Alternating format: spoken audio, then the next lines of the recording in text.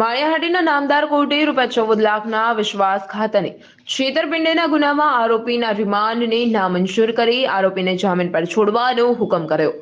માળિયાહાટીના પોલીસમાં ₹14 લાખના વિશ્વાસઘાત અને છેતરપિંડીની ફરિયાદી રહેમતબેન નામની મહિલાએ માળિયાહાટીના વલી મહમદ ગાશિયાણી ઉર્ફે પીરભાઈ તેમજ તેમના પુત્ર સામે ફરિયાદ નોંધાવી હતી।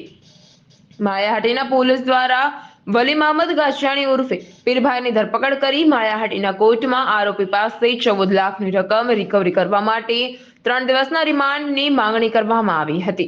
ત્યારે માળિયાહાટીના નામદાર કોર્ટે આરોપીના માળિયાહાટીના ધારાશાસ્ત્રી સુધીરભાઈ દત્તાની ધારદાર રજૂઆત સાંભળતા પોલીસને રિમાન્ડ નામંજૂર કરી જામીન અરજી સુનાવણી વખતે કાયદાકીય રજૂઆત કરતા આરોપીને જામીન પર છોડવાનો હુકમ કર્યો હતો। રહેમતબેન નામની મહિલાએ માળિયાના વલી મહમદ ગાજિયાણીભાઈની સામે તથા તેના પુત્રની સામે 14 લાખ રૂપિયાની વિશ્વાસઘાત છેતરપિંડીની ફરિયાદ નોંધાવેલી હતી। તેમાં માળિયા પોલીસ દ્વારા વલી મહમદભાઈની ધરપકડ કરવામાં આવેલી અને 3 દિવસની રિમાન્ડની માગણી કરી 14 લાખ રૂપિયા રિકવર કરવાના છે તેવી માગણી કરવામાં આવેલી। નામદાર કોર્ટે અમારી રજૂઆત સાંભળી અને પોલીસની રિમાન્ડની માગણી નામંજૂર કરેલી।